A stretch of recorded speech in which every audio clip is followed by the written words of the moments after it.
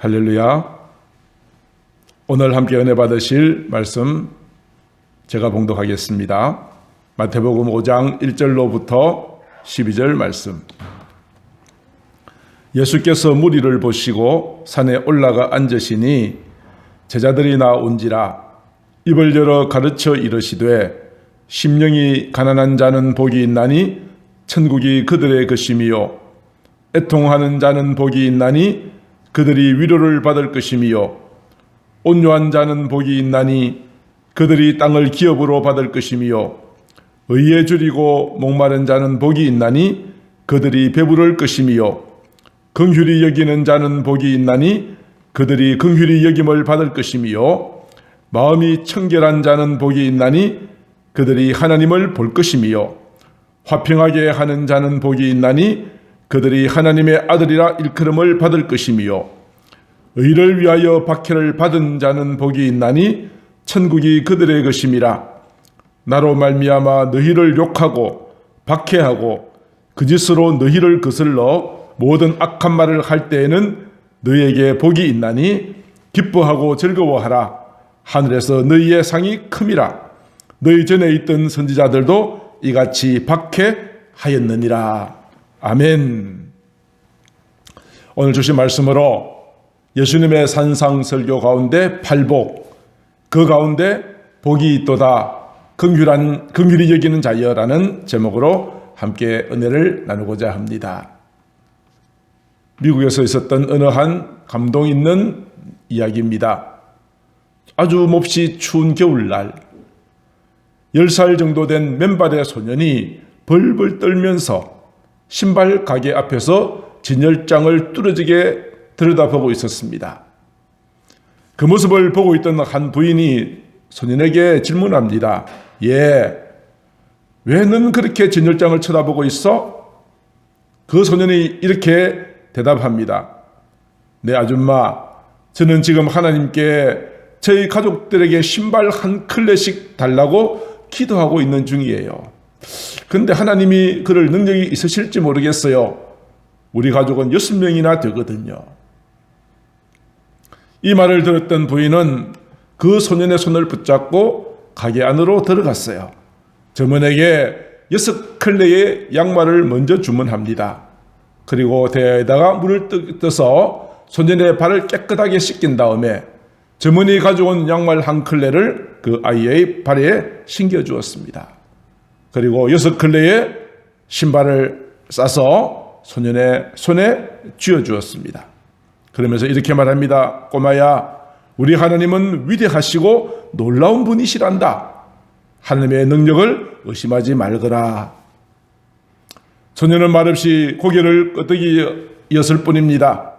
이제 그녀가 가던 길을 가기 위해서 몸을 돌리려는 순간 소년은 부인의 손을 붙잡고는 얼굴을 빤히 쳐다보는 것입니다. 소년의 눈에는 물기가 흐르고 있었습니다.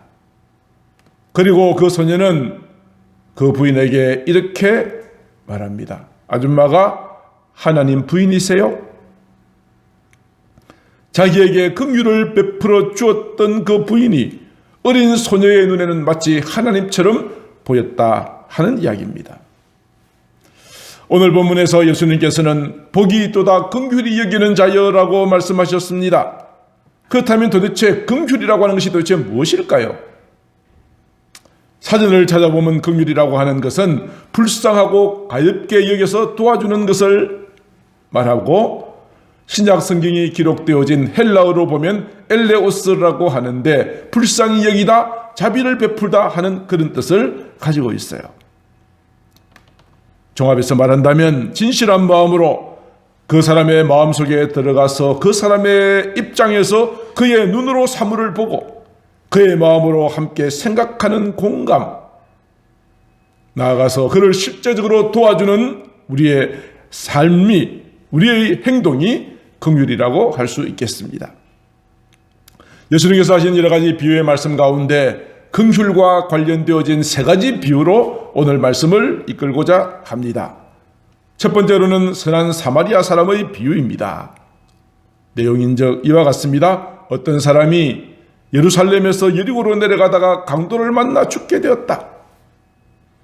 그때 마침 대제사장이 그곳을 지나가다가 그를 보았지만 그만 피해갔다.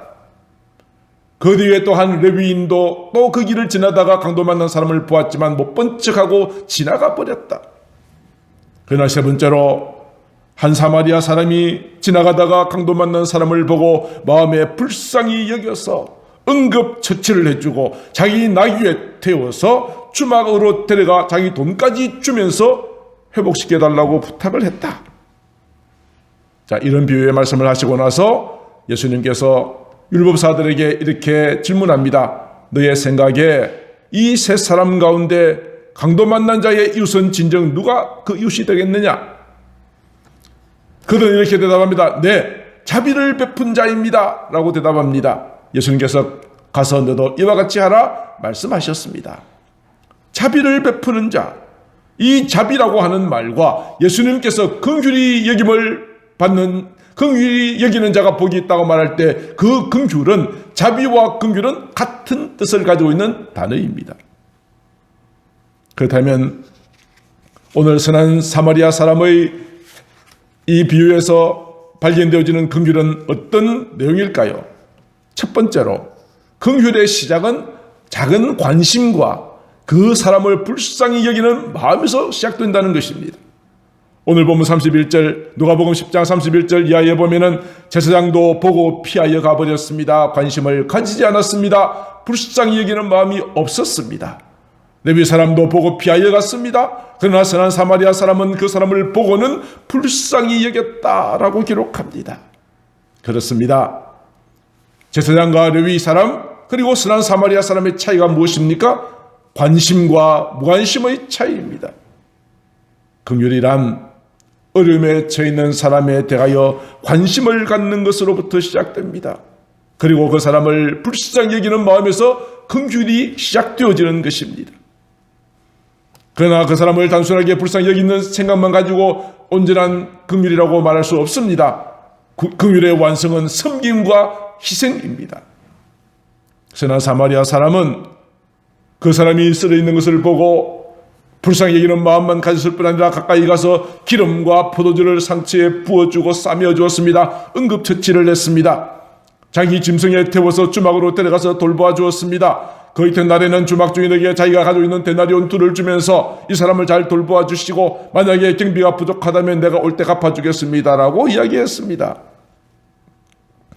여행을 하는 사람들에 있어서 기름과 포도주 그리고 약간의 노잣돈은 필수적인 것입니다.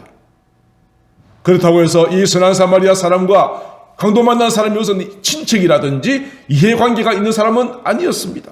전혀 관계없는 사람. 그 사람을 도와준다는 것은 자칫하면 자기도 강도를 만날 위험도 빠질 수 있는 상황입니다. 그럼에도 불구하고 비참에 빠져있는 그 사람을 그냥 두고 갈 수 없어서 자기에게 가장 소중한 것을 응급처치로 그리고 비용으로 주면서까지 이 사람을 돌봐주도록 했던 이 모든 선한 사마리아 사람의 행동이 진정한 긍휼이라고 말할 수 있을 것입니다. 사랑하는 성도 여러분, 하나님께서는 마치 강도 만난 사람과 똑같이 죄로 인하여 죽을 수밖에 없는 저와 여러분들을 찾아오셨습니다. 우리를 불쌍히 여겨주셨습니다. 우리에게 하나님의 거룩한 아들 독생자 예수 그리스도를 이 땅에 보내주셨습니다. 예수님께서 이 땅에 오셔서 그냥 구경만 하신 것이 아닙니다. 우리와 똑같이 시험도 받으셨고 시험당하여 어려움에 당하여 고통 중에 있는 사람들을 찾아가서 그들에게 긍휼을 베풀어 주셨습니다. 우리를 위하여 십자가 못 박혀 죽으셨습니다. 그래야 누구든지 그를 믿는 자마다 멸망하지 않고 영생을 얻는 길을 열어주셨던 것입니다. 할렐루야.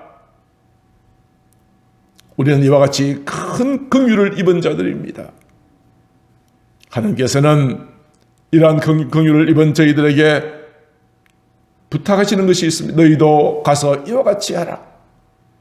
너도 가시 이와 같이 하라. 네가 긍휼을 받은 은혜를 네가 진정으로 느낀다면 너도 다른 사람들에게 이와 같은 긍휼을 느끼라. 다른 사람들에게 어려움에 관심을 가지고 불쌍히 여기고 그뿐 아니라 너희 모든 시간, 물질, 땀 들여서 그 사람을 도와주는 일에 앞장서 나가라고 그렇게 말씀하고 계시는 것이죠. 사도 바울은 에베소서 4장 32절에 이렇게 말합니다. 서로 친절하게 하며 불쌍히 여기며 서로 용서하기를 하나님이 그리스도 안에서 너희를 용서함 같이 하라고 말씀하여 주셨습니다. 친절을 베풀고 불쌍히 여기고 용서하는 것, 이것이 긍휼의 요소들입니다. 우리는 주님으로부터 큰 긍휼을 입은 자들이니 또한 모든 사람들에게 친절을 베풀고 불쌍히 여기고 용서해주는 아름다운 긍휼을 우리 주님께서는 원하고 계신다는 것입니다. 사도 요한도 이렇게 말하고 있습니다. 자녀들아, 우리가 말과 혀로만 사랑하지 말고 오직 행함과 진실함으로 하자고 말씀하여 주셨습니다. 사랑하는 성도 여러분, 우리가 말씀을 귀로 듣기만 하고 흘려버린 자가 되지 않기를 바랍니다. 오늘 말씀을 들었으면 내가 정말 긍휼을 베풀어 주어야 할 이웃이 있는지 없는지를 살펴보아야 할 것입니다.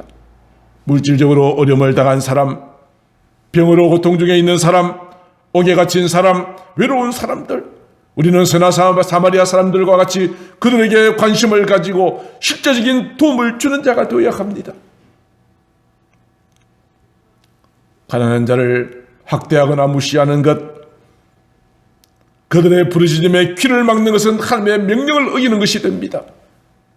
긍휼을 행하지 않으면 심판이 있다고 야고보 사도는 말하고 있습니다. 야고보서 2장 13절입니다. 긍휼을 행하지 아니하는 자는 긍휼이 없는 심판이 있으리라.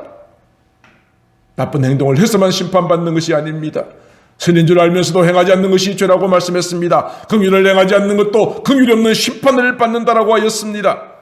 그러므로 우리는 주님으로부터 받은 이 긍휼과 사랑을 늘 마음속으로 기억하면서 오늘 또 진정 우리의 사랑과 관심과 도움이 필요한 자들에게 찾아가서 이번 한 주간 동안 그들에게 아름다운 사랑을 나누어주는 삶이 되어지기를 주님의 이름으로 축복합니다. 두 번째 비유는 1만 달란트 빚진 자의 비유입니다. 마태복음 18장에 나와 있습니다. 이 비유의 내용은 이렇습니다. 어떤 사람이 왕에게 1만 달란트의 빚을 지고 있습니다. 그 돈의 규모는 너무너무 크기 때문에 평생토록 열심히 일해서 한 푼도 쓰지 않아도 갚을 수 없을 만큼 큰 금액이었습니다. 어느 날 왕이 그 사람을 불러다가 빨리 빚을 갚으라고 독촉합니다. 그자 그 사람은 왕 앞에 엎드려 조금만 기다려달라고 간청합니다. 그래서 이 모습을 보고 불쌍히 여겨서 놓아보내며 그 빚을 탕감해 줍니다. 불쌍히 여겼다. 이것이 긍휼이라는 뜻이죠. 1만 달란트의 빚을 탕감받은 사람은 기쁜 마음으로 나왔는데 나오다가 자기에게 100데나리온 빚진 사람을 만났습니다. 1만 달란트에 비교하면 100데나리온은 너무나도 금액이 적은 푼돈에 지나지 않습니다. 그런데 그는 자기에게 100데나리온 빚진 자를 멱살을 잡으며 빨리 빚을 갚으라고 말합니다. 그자 그 사람이 또다시 무릎을 꿇고 부탁합니다. 내가 지금 돈이 없으니 조금만 기다려달라고. 그랬지만 1만 달란트 탕감받은 이 사람은 100데나리온 빚진 친구를 돈 갚을 때까지 감옥에 집어넣어 버렸습니다. 이 모습을 보고 있던 사람들이 참 민망했습니다. 아니, 저 사람은 1만 달란트의 빚을 탕감받았는데 그보다 훨씬 더 적은 100데나리온 빚진 친구를 용서하지 않는 것을 보고 이 사실을 왕에게 보고하였습니다. 왕은 진노하였습니다. 다시 그 사람을 불러서 이렇게 말합니다. 이 악한 종아, 네가 불쌍히 여겨서 내가 1만 달란트를 탕감해 주지 않았느냐? 내가 너를 불쌍히 여긴과 같이 너도 네 동료를 불쌍히 여김이 마땅하지 않느냐? 불쌍히 여김이 마땅하지 않느냐? 불쌍히 여긴다는 것은 긍휼하는 것과 같다는 이야기했죠. 긍휼을 베풀지 않는 이 종을 향하여 악한 종이라고 말씀했습니다. 악한 종이라고 그랬습니다. 사랑하는 성도 여러분, 오늘 이 비유의 말씀 속에서 우리가 깨달아야 될 것이 있습니다. 평생 갚아도 다 갚을 수 없는 1만 달란트의 빚을 탕감받은 자는 바로 저와 여러분들입니다. 우리는 하나님으로부터 놀라운 긍휼을 입은 자들입니다. 은혜를 받은 자들입니다. 그런데 우리는 여전히 다른 사람들의 작은 허물도 용납하지 못하고 있습니다. 따지고 책망하고 미워하고 화를 내고 있습니다. 이렇게 용서하지 못하고 미워하는 마음은 결국은 내 영혼을 병들게 만듭니다. 내 마음의 평안을 뺏어가는 것입니다. 내 뼈를 마르게 하는 것입니다. 그럼 우리는 긍휼을 베풀고 용서하고 친절을 베풀므로 이 모든 저주로부터 자유함을 누리시게 되기를 주님의 이름으로 축복합니다. 여기에서 우리가 한 가지 기억해야 될 것이 있습니다. 내가 어떤 다른 사람에게 긍휼을 베풀었습니다. 그런데 베풀고 난 그 뒤에 우리의 마음의 자세가 참 중요하다는 사실입니다. 그 긍휼을 베푼 것을 나의 공로로 여기느냐? 그렇지 않으면 내가 받은 은혜가 너무 크기 때문에 그저 감사하는 마음으로 자발적으로 하는 것이냐? 감사하는 마음으로 하는 것이냐? 이것은 굉장히 중요한 것입니다.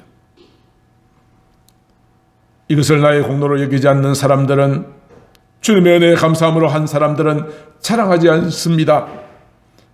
오직 하나님께만 영광을 올려드립니다. 그러나 내 공로로 여기는 사람은 자랑하고 싶습니다. 사람들로부터 인정받기를 원합니다. 어떤 보상을 기대합니다. 후자의 경우는 주님이 말씀하시는 진정한 긍휼과는 거리가 멉니다. 우리 모두는 하나님께로부터 받은 긍휼하심과 은혜를 기억하고 어려움을 당한 모든 이웃들에게 긍휼을 베푸는 자가 되어지기를 주의 이름으로 축복합니다. 긍휼을 여기는 자에게 긍휼히 여김을 받으리라 말씀하여 주셨습니다. 오늘 본문 7절의 말씀이죠. 긍휼히 여기는 자는 복이 있나니 그들이 긍휼을 여김을 받을 것이라. 누구로부터 긍휼을 여김을 받는다는 것입니까? 하나님께로부터. 그 하나님은 어떤 하나님이십니까? 긍휼하심이 풍성하신 하나님이십니다. 시편 86편 15절은 말합니다. 그러나 주여, 주는 긍휼히 여기시며 은혜를 베푸시며 노하기를 더디하시며 인자와 진실하심이 풍성하신 하나님이십니다. 하나님의 긍휼은 부족함이 없습니다. 풍성하십니다. 우리를 향한 하나님의 긍휼하심과 사랑, 그 모든 결정체는 예수 그리스도이십니다. 사도 바울은 이 사실을 이렇게 이야기합니다. 로마서 8장 32절, 자기 아들을 아끼지 아니하시고 우리 모든 사람을 위하여 내어주시니가 어찌 그 아들과 함께 모든 것을 우리에게 주시지 않겠는가? 아들을 아끼지 않고 선한 사마리아 사람처럼 자기가 가진 모든 기름과 포도주 그리고 자기가 가진 돈을 다 주면서까지 강도 만난 사람을 구원했던 것처럼 하나님께서는 자기 아들까지 아끼지 아니하시고 우리에게 주신 긍휼하심이 사랑이 풍성하신 아버지 하나님이십니다. 사도 요한도 그렇게 말했습니다. 요한 1서 4장 10절입니다. 사랑은 여기 있으니 우리가 하나님을 사랑한 것이 아니요 하나님이 우리를 사랑하사 우리 죄를 속하기 위하여 화목제물로 그 아들을 보내셨도다. 이와 같이 하나님은 우리를 향한 사랑과 긍휼하심이 풍성하신 하나님이십니다. 할렐루야. 이제 예수님의 마지막 세 번째 비유는 이 긍휼과 관련된 비유가 있습니다. 양과 염소의 비유입니다. 긍휼을 베푼 자에게 어떤 축복을 주시느냐가 오늘 이 비유 속에 나타납니다. 이 비유의 내용은 이렇습니다. 이 세상 마지막 날이 되면 하나님께서 모든 민족을 구분할 것이다. 구분한대요. 마치 목자가 오른쪽의 양과 왼쪽의 염소를 구분하듯이 구분할 것이다. 구분하고 난 다음에 오른편에 있는 사람들에게 이렇게 축복할 것이다. 마태복음 25장 34절, 내 아버지께 복받을 자들이여. 이 사람들이 도대체 무엇 때문에 복을 받습니까? 어떤 복을 받습니까? 창세로부터 너희를 위하여 예비된 나라를 상속하는 복을 줄 것이라고 말씀하십니다. 하늘나라를 상속받는 이 복은 어떤 사람에게 주어졌습니까? 마태복음 25장 35절로 36절에 이렇게 기록하고 있지요. 내가 줄일 때 너희가 먹을 것을 주었다. 목마를 때에 마시게 하였고 나그네 되었을 때 영접하였고 헐벗었을 때에 옷을 입혔고 병들었을 때 돌아보았고 옥에 갇혔을 때 와서 보았다라고 말씀합니다. 한마디로 말하면 어렵고 힘든 사람에게 무엇을 베풀었습니까? 긍휼을 베풀었다는 것입니다. 마음으로만 입술로만 혀로만 한 것이 아니라 실제적으로 먹을 것을 주고 마시게 하였고 영접하고 옷을 입히고 돌보고 돌아보았던 이 아름다운 실제적인 긍휼을 베풀었다.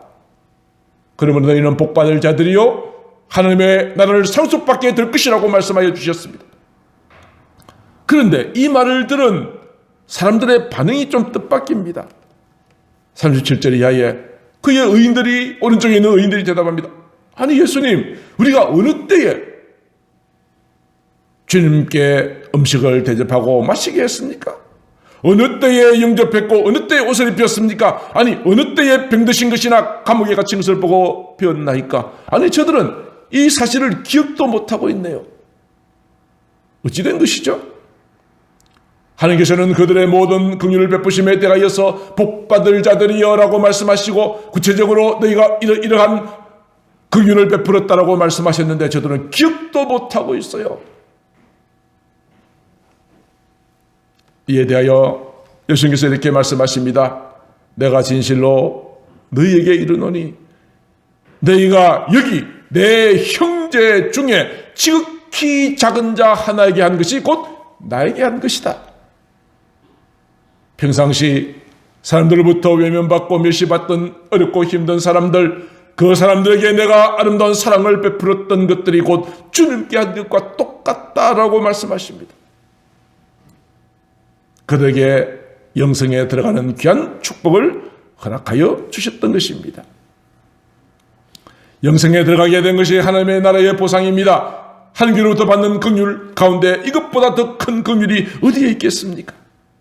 그런데 도대체 왜 이 사람들은 자기가 이 일을 행했다는 사실을 기억도 못하고 있는 것일까요? 이유가 도대체 무엇입니까? 자기가 행한 이 모든 긍휼에 대해서 보상을 기대했다면 내가 이렇게 했는데 저렇게 했는데 다 기억할 것입니다. 그러나 이 자들은 내가 주께로부터 받은 은혜와 긍휼이 하도 커서 감사한 마음으로 지극히 작은 자 한 사람이 어려움을 당할 때 그냥 외면하지 않고 도와주었던 이 모든 것들 자기는 기억하지 못하였지만 하나님께서는 다 기억하셨습니다. 그래서 마지막 날 놀라운 상급으로 갚아주셨습니다. 영생의 축복을 허락하여 주셨던 것입니다. 사랑하는 성도 여러분, 이제 말씀을 정리하려고 합니다. 소중한 사람이 옆에 있다는 것은 행복입니다. 긍휼히 여기는 자에게는 긍휼히 여김의 큰 축복이 있다는 사실입니다. 우리의 인생은 얼마나 보잘것이었고 우리의 인생의 남은 시간은 얼마나 짧습니까? 시편 기자는 이렇게 인생의 허무함을 이야기했습니다. 하나님, 사람이 무엇이관데 주께서 저를 생각하십니까? 인자가 무엇이관데 주께서 저를 권고하십니까? 감격하면서 찬양했습니다.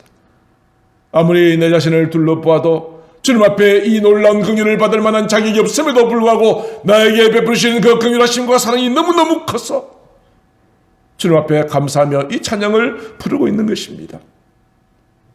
하나님의 긍휼이 필요하지 않는 사람은 아무도 없습니다. 저도 여러분들도 나의 부족함을 깨달으면 깨달을수록 나에게 베푸신 하나님의 은혜가 크다는 사실을 인정하지 않을 수 없는 것입니다. 사랑하는 성도 여러분들이여, 부족하여 연약한 저희들에게 놀라운 긍휼과 사랑을 베푸신 하나님의 이름을 찬양하십시다. 사랑하며 살아가기에도 너무나도 짧은 우리의 인생, 그 인생을 어려움을 당한 사람들에게 내가 받은 사랑을 함께 나누어주는 삶을 살아가십시다. 말과 혀로만 하지 말고 행함과 진실함으로 주님 앞에 행했던 모든 것들, 나는 기억하지 못했는데 하나님께서는 다 아시고 복받을 자들이여 너희를 위하여 예비된 천국을 상속받으라는 놀라운 축복을 오늘 저와 여러분들이 다 함께 누리시는 귀한 은혜가 있게 되어지기를 주님의 이름으로 축복합니다. 기도하겠습니다. 사랑하는 하나님 아버지, 이 세상에 살아가면서 하나님의 긍휼이 필요하지 않은 사람은 아무도 없습니다.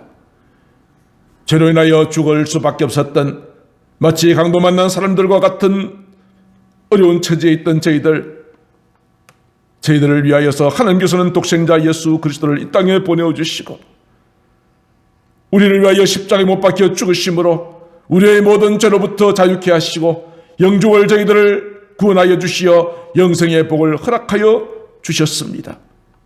이러한 은혜를 받은 저희들 하나님 아버지시여 우리가 또한 이웃들에게 이 사랑을 이 자비를 나누어 줄 수 있는 저희들이 되게 하여 주시고 긍휼을 행하지 않는 자는 긍휼이 없는 심판이 있을 것이라고 하였습니다.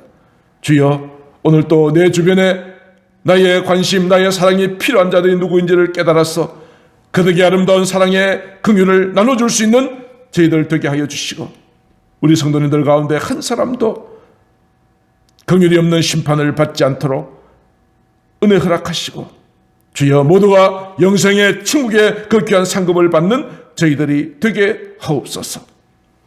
사랑이 많으신 우리 구주 예수님 이름으로 기도드리옵나이다. 아멘.